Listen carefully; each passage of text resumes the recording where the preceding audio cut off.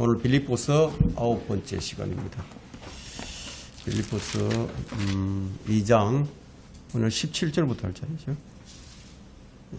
17절부터 제가 30절까지 먼저 읽겠습니다. 만일 내가 너희 믿음의 희생제물과 봉사 위에 나를 드린다 해도 나는 기쁘고 또 너희 모두가 함께 기뻐하리라. 이와 같이 너희도 기뻐하고 나와 함께 기뻐하라. 그러나 내가 믿노니 주 예수께서 디모데를 속히 너희에게 보내실 것이라. 이는 너희 형편을 알고 위로를 받으려 함이라. 이는 나에게는 생각을 같이 하여 너희의 형편을 진심으로 염려해 줄 사람이 아무도 없기 때문이라.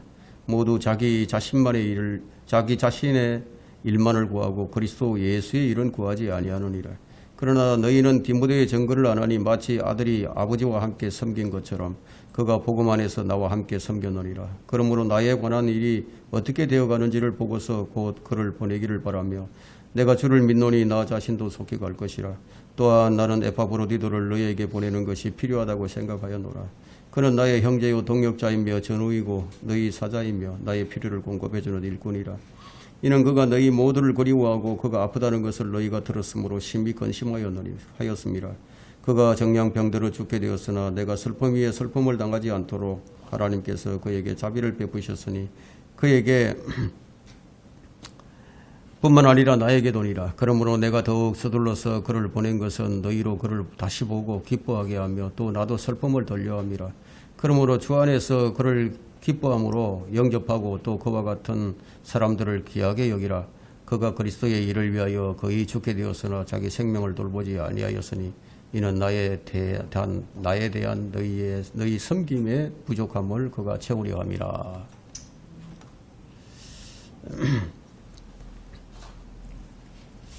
이제 바울은 그의 동료들을 지금 다루면서 이제 개인적인 의도로 이제 바뀌게 됩니다.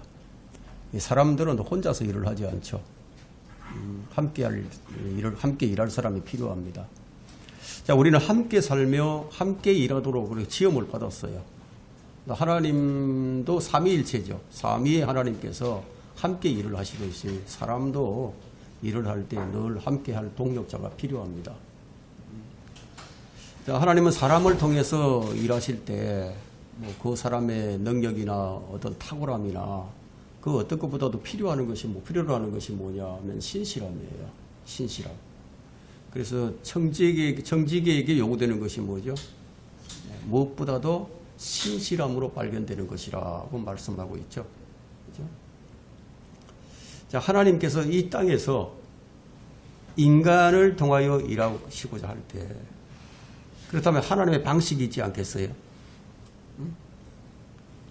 사람도 사람의 일을 할 때 방식이 있는데 하나님께서 뭐 사람의 뜻이나 사람의 계획으로 그 일을 이루시겠습니까? 사도 바울은 하나님의 일을 하면서 무엇보다도 필요한 것이 어떤 것인지 경험했던 사람이에요. 그랬던 그가 함께 일했던 두 사람을 우리에게 소개를 합니다. 그 19절에 보니까 디모데가 있죠. 그리고 25절에 보니까 에파프로디도가 나와요. 이것은 무엇을 의미하느냐면 우리도 일을 할 때 함께 일을 할 수 있는 동력자가 필요하다는 것을 우리에게 가르치는 거죠. 대부분 사람들은 뭐 이런 평범한 말씀을 이렇게 대할 때는 흥미를 잃어요. 이걸 지루하게 생각을 하죠. 어떤 뭐 특별한 이런 말씀이 아니니까. 그 사람들은 어떤 특별한 걸 좋아하잖아요. 쇼킹한 걸 좋아합니다. 그런 설교를 올리면 구독자가 촉촉 늘어나고 사람들이 호기심을 가지고 많이 이제 클릭도 하고 그러죠.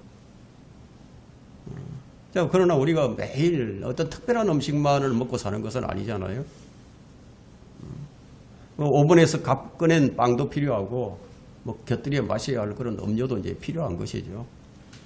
바울은 이 빌립보 교인들에게 그 자신의 동력자들을 제시를 하면서 또 17절과 18절을 보니까 뭐라고 얘기하죠? 만일 내가 너희 믿음의 희생제물과 봉사 위에 나를 드린다 해도 자기를 희생제물로 드린다 해도 나는 기쁘다. 또 너희 모두와 함께 기뻐하리라. 이와 같이 너희도 기뻐하고 나와 함께 기뻐하라. 이 말의 의미가 무엇입니까? 내가 만일 죽어서 너희들이 참된 그리스도인으로 빚어질 수만 있다면, 그렇다면 나는 기꺼이 죽을 수 있다, 이런 얘기가 되겠죠. 이것이 그리스도인의 삶의 특질과 본질에 대한 그림이에요. 그리스도인의 삶은 주 예수 그리스도께서 다스리는 삶이에요. 바울은 이 19절에서 주 예수께서 디모데를 너희에게 보내실 것이다 얘기를 하죠. 자기가 보내겠다고 얘기하지 않아요. 주 예수 그리스도께서 디모데를 너희에게 보내실 것이다. 그리고 24절에 보니까 내가 주를 믿노니 나 자신도 속히 갈 것이라 라고 한 것으로 볼 때 이 바울은 그리스도를 떠나서는 무슨 생각을 한다는 것이 불가능한 사람인 것처럼 보이죠. 그런데 무슨 결정을 하든지 간에 항상 그리스도를 중심으로 생각을 했습니다. 좀 차원이 다르죠. 우리는 땅 위를 기어다니는 사람이라면 바울은 하늘을 나르는 사람이라고 할 수 있습니다. 그 정도로 차이가 있는 거죠. 그리스도께서 바울의 삶 전체를 다스린 거예요. 비록 바울이 로마 감옥에 있는 처지였지만 디모데를 보낼지 말지를 결정하시는 분이 누구냐? 예수님이라는 거죠. 자신이 직접 빌립보로 가게 될지 안 가게 될지 이것도 결정하시는 분이 누구냐? 예수 그리스도라는 거예요. 그리스도의 삶의 특징이에요, 이것이.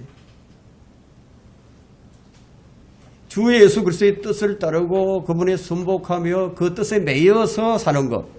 그분의 통제 아래, 그분의 통제 아래 사는 거예요.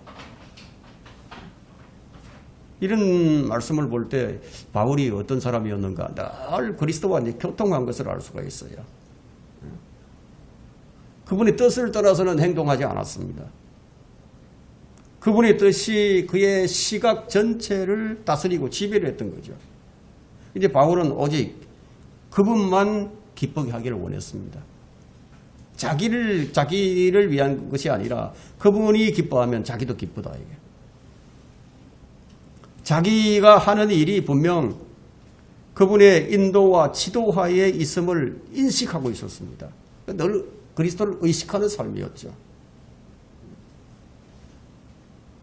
그리스도와 우리의 관계가 모든 행동과 우리의 이제 움직임에도 반영이 되어야 한다는 거예요.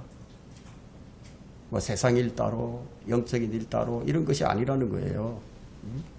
매사에 그분의 다스림을 받아야 하고 그분의 실제적인 통치권을 인정해야 된다는 겁니다. 이 바울이 이제 교리를 다루는 부분에서 2장 6절, 7절, 8절, 9절에 이제 보면은 어떤 이제 말씀이 나오죠. 10절에 보니까 모든 무릎이 예수의 이름에 꿇게 하신다는 말씀이 있어요. 모든 여가 예수 그리스도를 시인한다. 그렇게 해서 아버지 하나님께 영광을 돌리게 한다. 이런 말씀을 여러분들이 기억할 거예요. 근데 바울은 그 이야기를 지금 이제 실제적인 차원에서 지금 말을 하는 겁니다. 자, 이것은 그리스도의 뜻이 만물을 다스린다는 거죠. 그런 뜻이 있는 거죠. 역사를 보면 뭐 이 말이 이제 사실임이 입증하는 그런 사례들이 수없이 이제 발견되고 있습니다. 주의 말씀이 어떻게 왕과 군주들에게 임했는지 우리 구약의 역사에서도 살펴볼 수 있고요. 하나님께서 어떻게 그들을 통치하고 다스렸는지 우리 신구약 전체를 통해서 그것을 그런 사례들을 우리가 찾아볼 수가 있습니다. 근데 바울이 여기 보니까 17절에서 너희 믿음의 희생제물과 봉사라고 했는데 그 바울이 지금 그들의 믿음을 어떻게 측정을 했죠? 그들이 섬김에 대한 자세를 가지고 측정을 하는 거예요. 우리가 그 속 사람의 속 마음을 알 수가 없잖아요. 그죠? 모든 그리스도인도 그들이 그렇게 했듯이 서로 섬기고 자신을 제물로 드려야 한다는 거예요. 자, 이 제물이란 뭐냐? 베드로전서 2장 5절에서 말하고 있는 영적 제물이에요. 영적 제물. 우리는 영적인 제사장들이다 이거예요. 그러면 그리스도인은 영적 제물을 드리는 거룩한 제사장들인데, 그럼 영적 제물이 무엇인지 우리가 알아야 되겠죠. 그 영적 제물은 히브리서 13장 15절과 16절에서 설명을 하고 있습니다. 근데 말씀은 다 이렇게 짝이 있는 거죠. 그 히브리서 13장 15절과 16절을 한번 펼쳐 보십시오.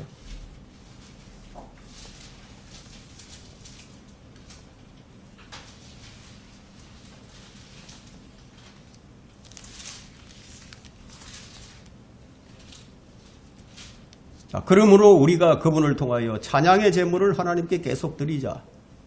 이것이 그의 이름에 감사하는 우리 입술의 열매니라. 또한 선을 행함과 함께 나누는 것을 잊지 말자. 하나님께서는 그러한 제물들을 기뻐하시느니라. 자, 이러한 것들이 본문 17절에서 바울이 말하는 영적 제물입니다. 바울은 그들을 위해서 죽는 것을 기쁨으로 여겼어요. 또한 그들의 공급이 하나님께 합당한 제물로 만들기 위해 자신이 치러야 하는 그런 희생을 매우 기쁘게 여겼던 겁니다. 19절, 20절 다시 봅니다. 그러나 내가 믿노니 주 예수께서 디모데를 속히 너희에게 보내실 것이라. 이는 너희 형편을 알고 위로를 받으려 함이라. 이는 나에게는 생각을 같이 하여 너희의 형편을 진심으로 염려해 줄 사람이 아무도 없기 때문이라.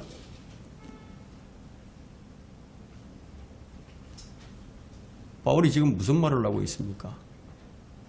너희의 형편을 진심으로 염려해 줄 사람이 아무도 없는데 디모데밖에 없다.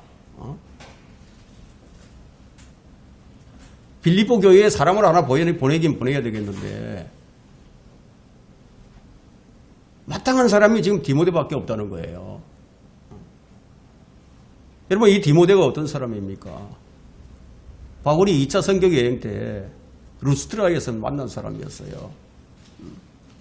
친척도 아니에요. 아무런 연고도 없어요. 나이 차이도 많죠. 아들뻘밖에 안 되는 사람이죠. 나이 차이가. 디모데의 어머니는 유대인이었고, 그리고 그의 아버지는 헬라인이었습니다. 이제 혼혈이죠.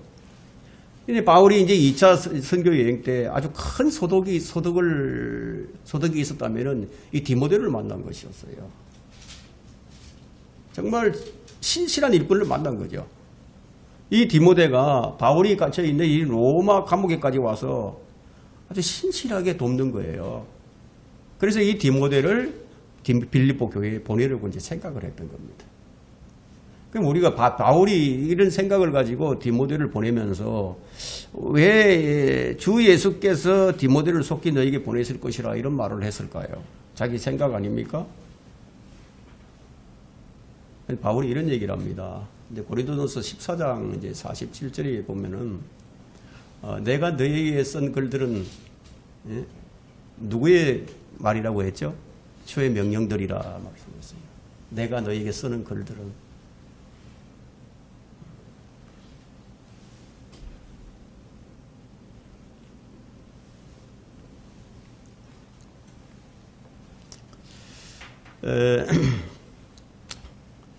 그 빌립보 교회의 사정을 잘 알고 또 바울과 뜻을 같이 하는 사람이 이 젊은 디모데였기 때문에 이 바울이 지금 22절에서 디모데가 이제 어떤 사람인지를 이제 설명을 하는 거예요. 22절에. 그러나 너희는 디모데의 증거를 안 하니 마치 아들이 아버지와 함께 섬긴 것처럼 그가 복음 안에서 나와 함께 섬겼느니라. 디모데가 어떤 사람이었냐면 빌립보 교회를 참으로 이제 염려를 했던 그 사람이죠. 근데 21절에 보니까 아주 참 우리에게 경종을 울리는 그런 말씀이 기록이 되어 있는데 모두 자기 자신의 일만을 구하고 이런 말씀이 있어요. 모두 자기 자신의 일만을 구하고 그리스도 예수의 일은 구하지 않는데 디모데 이 사람만이 예수 그리스도의 일을 구했다는 거예요. 마치 아들이 아버지와 함께 하는 것처럼. 디모데 외에도 여러 사람이 있었죠. 그죠? 사도 바울이 이제 이름이 이제 알려졌습니다. 이름이 알려지니까 사람들이 모여들죠. 여러분, 이제 사람이 이제 유명해지면요. 근데 함께 일하고자 이게 덤벼드는 사람들이 이제 찾아들게 됩니다. 어떤 조직도 마찬가지예요. 조직이 좀 알려지고 조직이 좀 이제 세력화되고 조직에 힘이 생기면요. 사람들로 넘쳐나게 돼 있는 거예요. 그 사람들은 많은데 그러나 쓸만한 사람이 없다는 얘기예요, 지금. 바울 얘기는. 함께 마음을 주고, 예? 함께 일할 사람이 그만큼 없다는 거죠. 지도자들이 참 정말 이제 믿고 일을 맡기만 한 사람은 흔치 않습니다. 언제 배신 때릴지 모르니까요. 그 이유를 이제 이렇게 설명을 합니다. 21절에 모두 자기 자신의 일만을 구하고 그리스도 예수의 일은 구하지 아니하느니라. 이 무슨 말씀입니까? 주를 위해서 죽으면 죽으리라고 하는 사람들이 별로 많지 않다는 거예요. 다 자기 일만을 구한다는 거예요.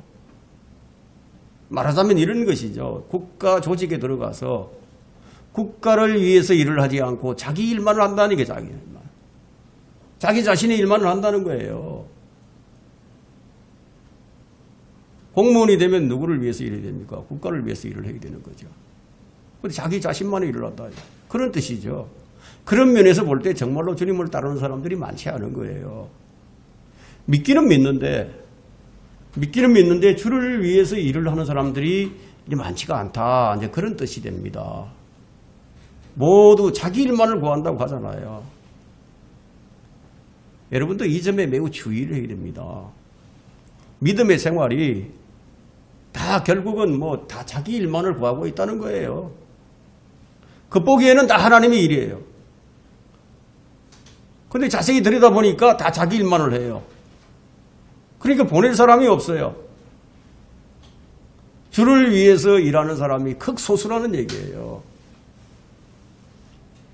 어떻게 했으면 주님께서 그 말씀을 하셨겠습니까? 내가 올 때 믿음을 찾아볼 수 있겠느냐예요.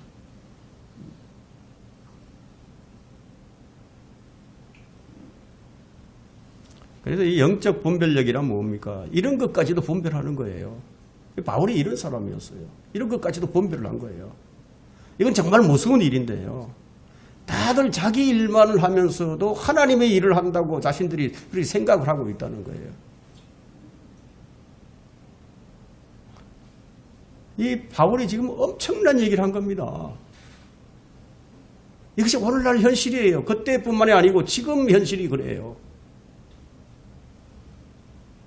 과연 이게 바리새인들만의 문제일까요? 우리 그리스도인들의 전체에 대한 문제가 아닐까요? 바울이 왜 이런 말을 했을까요? 여러분, 바울과 함께하는 사람들이 기도하지 않는 사람인가요? 말씀에 관심도 없는 사람들인가요? 하나님께 관심이 없는 사람이었을까요? 그렇다면 왜 감옥에 있는 바울을 찾아다녔겠습니까? 관심이 있으니까 찾아왔겠죠. 왜 교회를 다닙니까? 관심이 있으니까 교회를 다니겠죠. 근데 바울의 말을 들어보니까 다 그렇지 않다는 거예요. 그러니까. 기도를 하건 구제를 하건 성경 공부를 하건 하나님을 위해서 하는 게 아니라는 거죠. 다 자기 자신만을 위해서 일을 한다. 그렇다면 이게 무슨 말씀이 됩니까? 하나님께서 그런 일들을 인정해 주지 않는다는 얘기가 되죠. 그래서 우리가 성경을 깊이 있게 공부하는 이유예요, 이것이. 이것을 알고자 뜬구름 잡듯이 하는 거 아니에요. 핵심을 파고 들어가야 되죠. 본질이 무엇인가, 덕질이 무엇인가 찾아 들어가야 되죠. 여러분 모두가 정말 이런 분별력을 갖기를 바랍니다. 시대가 가면 갈수록 더 혼란스럽죠. 누가 참 믿음을 가졌겠습니까? 예수님께서 탄식하고 계시잖아요. 믿음을 볼 수 있겠느냐고. 이 의미심장한 말씀을 남긴 이유가 여기서 지금 드러나고 있지 않습니까? 열심을 내면은 믿는 것처럼 느껴지죠. 새벽기도를 좀 다니고 그러면은 자기가 잘 믿는 것처럼 느껴진단 말이에요. 거기다가 직분을 한번 받아보세요. 믿음이 있는 것처럼 다 느껴진단 말이에요. 근데 바울이 지금 뭐라고 얘기합니까? 다들 자기 일만 구하고 있다고. 그래서 정말 우리가 자기 일만을 하고 있는지 아니면 하나님의 일을 하는지 분별력이 없으면 자기 체면에 걸리는 거예요. 그럼 자기 체면에 걸리면 뭐예요? 스스로 자기가 속고 있다는 거죠. 자, 그래서 우리는 정말 올바른 분별력을 가져야 되겠다. 날마다 자신을 들여다봐야, 그래서 그렇게 해야 정도에서 이탈을 하지 않게 된다는 거죠. 여러분, 속으면 누가 책임입니까? 자기 책임이죠. 그 책임을 속인 자들에게 아무리 돌려봐야 아무 소용이 없죠. 여러분이 내가 속았구나, 그걸 이제 발견을 하게 되면 그걸 갖다가 여러분이 그 사람들에게 전가해봐야, 교회에게 전가해봐야 아무 소용없다는 거예요. 그 성경이 지금 뭐라고 얘기를 하십니까? 성경이 말씀을 하는 것을 듣고 순종하면 되겠죠. 성경에서 세 군데에 나오는데요. 첫 번째는 로마서 16장 17절과 18절에서 나오는데 그들에게서 떠나라고 얘기를 하죠. 그 다음은 디모데전서 6장 5절에 나오는데 그런 데서 빠져나오라고 얘기합니다. 그리고 마지막으로 디모데후서 3장 5절에서 이런 자들에게서 돌아서라고 얘기한다. 이런 말씀을 볼 때 신앙의 궁극적인 책임은 내게 있는 것이지 교회에 있는 게 아니라는 얘기예요. 내가 책임을 져야죠. 교회가 책임져 주지 않아요. 내가 속았다. 내가 억울하다. 내가 속아서 이단에게 빠졌다. 그런 얘기 하나님께 통하지 않아요. 어디까지나 혹은 여러분의 책임이다. 이게. 베레아 사람들을 한번 보세요. 베레아 사람들. 그 위대한 바울의 설교를 들어요. 근데 그걸 듣고서 이게 정말 하나님 말씀인가 하고 혹시 바울의 생각이 아닐까 하고 성경을 확인을 하지 않았습니까? 바울이 자기 생각을 전달했다고 한번 칩시다. 그렇다고 바울이 여러분에게 책임을 져주지 않는다는 거예요. 바울이 책임져야 하는 것은 하나님 앞에서 자기 자신이 책임지는 거예요. 우리가 사람을 보고 따라가다가는 뭐 10정 8구 그냥 실족하게 됩니다. 영적 분별력이란 이걸 분별하는 거예요. 그런데 여기 보니까 그리스도 예수의 일만을 구했던 두 사람이 소개되는데 여러분이 어떤 동기와 목적으로 일을 하는지 여러분이 하는 모든 일들이 하나님의 기록책에 하나하나 이제 기록이 되고 있는 바울이 지금 디모데를 소개하는데 마치 아들이 아버지를 섬긴 것처럼 여러분 아들이 아버지를 섬기는데 뭐 형식적으로 할 수 있겠습니까? 한번 생각해 보세요. 아들이 아버지를 섬기는데 장난 삼아서 할 수 있겠습니까? 그렇지 못하죠. 그렇게 못해요. 그가 복음 안에서 나와 함께 섬겼다 얘기합니다. 복음 전파를 위해서 함께 일을 했다는 거예요. 그러니까 주께서 나를 구원하셨다. 어떻게 구원하셨습니까? 십자가를 통해서 구원하셨죠. 디모데가 그 복음을 위해서 전념을 했다는 겁니다. 주님께서 나를 구원해 주셨는데 내가 아무런 값도 치르지 않았는데 근데 나를 구원해 주셨어요. 그런데 그 은혜를 내가 아는데 어떻게 복음 안에서 일을 하지 않겠습니까? 그러므로 복음에 대해 말하지 않는 교회는 그건 교회가 아니에요. 간판 붙여놨다고 다 교회가 되는 게 아니에요. 여러분들도 복음을 위해서 수고할 수 있어야 됩니다. 우리 신앙의 가장 큰 깨달음은 무엇이냐면 내 중심에서 주님 중심으로 바뀌는 것. 이것이 참 어려운 것 같아요. 왜냐 다들 자기 일만 하고 있으니까. 그래서 자기를 볼 수 있는 영적인 눈이 열려야 된다. 이거. 내가 지금 누구를 위해서 일을 하고 있는지 한 번밖에 주어지지 않는 인생인데 그 인생 내가 책임지는 거죠. 우리가 늘 이 점을 인식을 하고 주님 중심, 주를 위해서 사는 인생이 되기를 바랍니다. 23절과 24절을 봅니다. 그러므로 나에 관한 일이 어떻게 돼가는지를 보고서 곧 그를 보내기를 바라며 내가 주를 믿노니 나 자신도 속히 갈 것이라. 별다른 설명이 필요 없어요. 이 말씀은 상황과 형편이 따라서 가게 될 것이다. 그런 형편이 오게 되면, 상황이 주어지게 되면 내가 가게 되는데 주님께서 그런 상황을 바꿔주실 것이다. 이런 믿음이죠. 그래서 내가 주를 믿노니라고 말을 하는 거예요. 여기까지는 이제 디모데에 관한 얘기고요. 이제 그 다음부터 이제 25절부터는 이 30절까지는 이제 에파프로디도를 이제 소개를 합니다.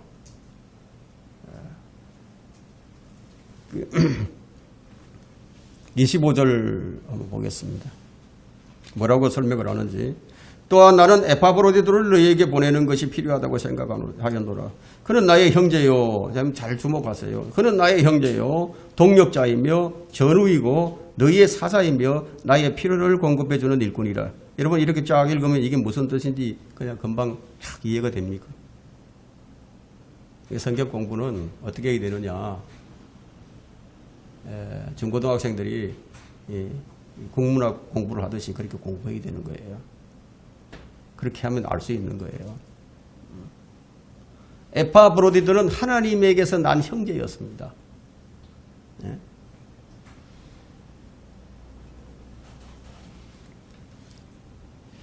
에파브로디도가 얼마나 바울의 사역에 중요한 사람인지를 이 5가지로 지금 설명을 해주고 있죠. 여기 잘 보세요. 진정으로 그리스도 안에 있는 형제는 첫 번째 그는 나의 형제요. 나의 형제요. 그 인정을 받는 거죠. 나의 형제라는 인정을 받아요. 여기서 이제 말하는 형제라고 하는 그런 의미가 뭐냐면 예수 그리스도 안에서 하나가 된 하나님의 아들들이 된 사람들을 얘기하는 거예요.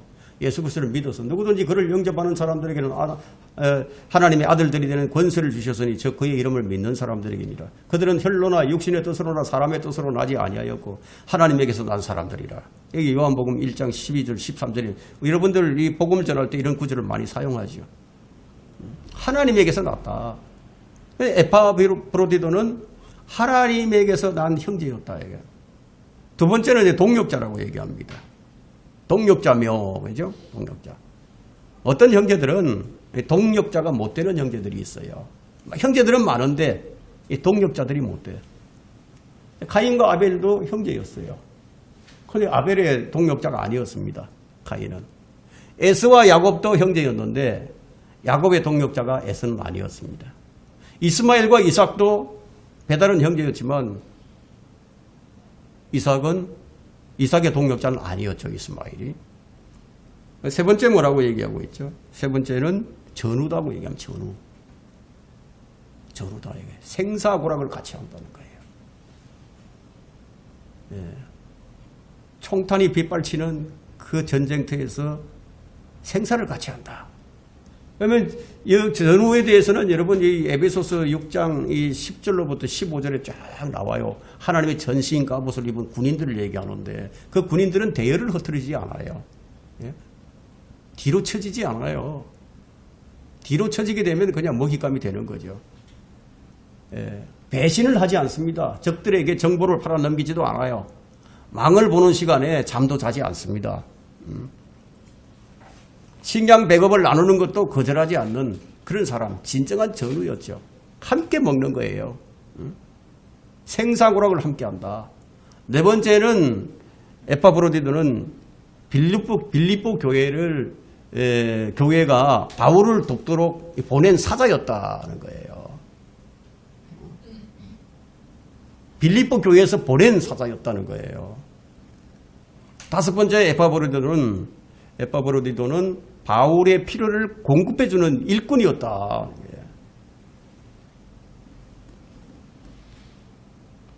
그런데 이 사자가 빌립보 교회에서 보낸 이 사자가 금방 병이 나버렸습니다. 그러면 이 소식을 빌립보 교회가 듣고 이제 건심을 할까봐 이 바울이 에파브로디도가 어떤 사람이었냐면은 이 자기 병 때문에 이 빌립보 교회가 이 건심을 할까 이걸 염려를 했던 사람이 에파브로디도였습니다. 그것이 26절에 기록이 되어 있죠. 자, 이는 그가 에파브로디도가 너희 모두를 그리워하고 에파브로디도가 아프다는 것을 너희가 들었으므로 심히 건심하였느니라. 에파브로디도가 건심을 했다는 거예요. 그 소식이 알려졌으니까. 그 27절에 뭐라고 얘기하면 그가 정령 병들어 죽게 되었으나 죽을 병에 걸렸다는 겁니다. 하나님의 일을 하다가 그냥 죽게 돼버린 거예요. 그럼 여러분 하나님의 일을 하면은 병에 안 걸린다 이런 얘기하는 사람들이 있는데 그 거짓말이에요. 하나님 일 하다가 병들 수도 있고요. 병들어 죽을 수도 있어요. 여러분 디모데와 바울도 자주 아팠던 사람들입니다. 그러나 그 가운데서 그들은 믿음을 잃지 않았습니다.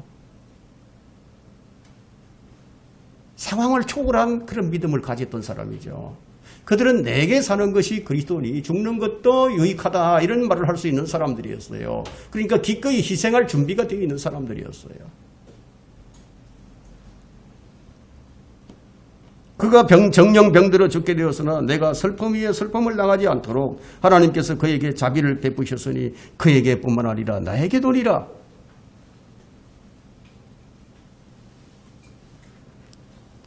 하나님의 일을 하다가 완전히 그냥 탈진을 해버린 거예요.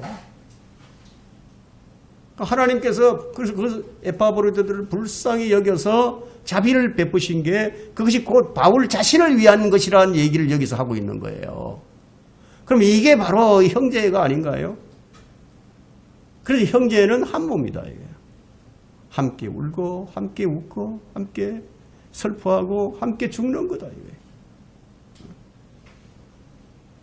28절부터 30절 봅니다. 그러므로 내가 더욱 서둘러서 그를 보낸 것은 너희로 그를 다시 보고 기뻐하게 하며 또 나도 슬픔을 돌려함이라. 그러므로 주 안에서 그를 기쁨으로 영접하고 또 그와 같은 사람들을 귀하게 여기라. 그가 그리스도의 일을 위하여 거의 죽게 되었으나 자기 생명을 돌보지 아니하였으니 이는 나에 대한 너희 섬김의 부족함을 그가 채우려 함이라.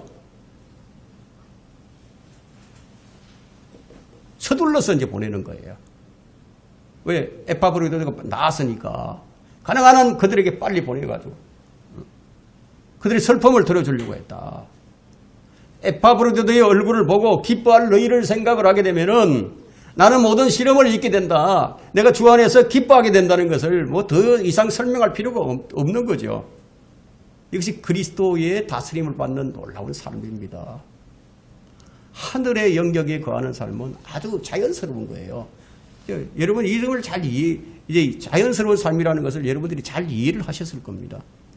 그리스도인의 삶은 하늘과 땅의 특징이 공이 같이 나타납니다.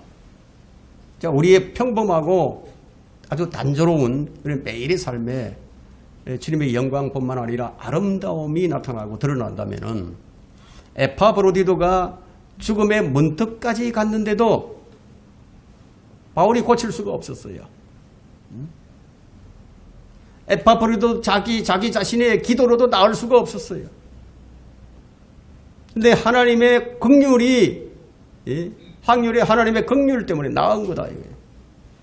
하나님의 능력으로 에파브로디도가 온전히 병이 나았으니까 이제 너희가 그를 보고 귀하게 여겨달라.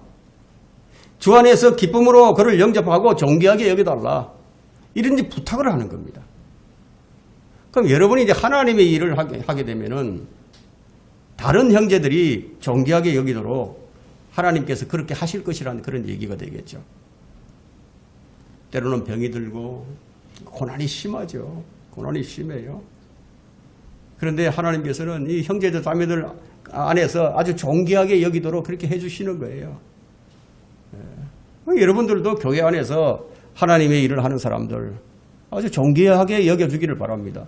하나님의 일을 목숨을 걸고 하는 사람이라면 그럼 마땅히 좀 존귀하게 여김을 받아야 할 사람들이 아닌가요?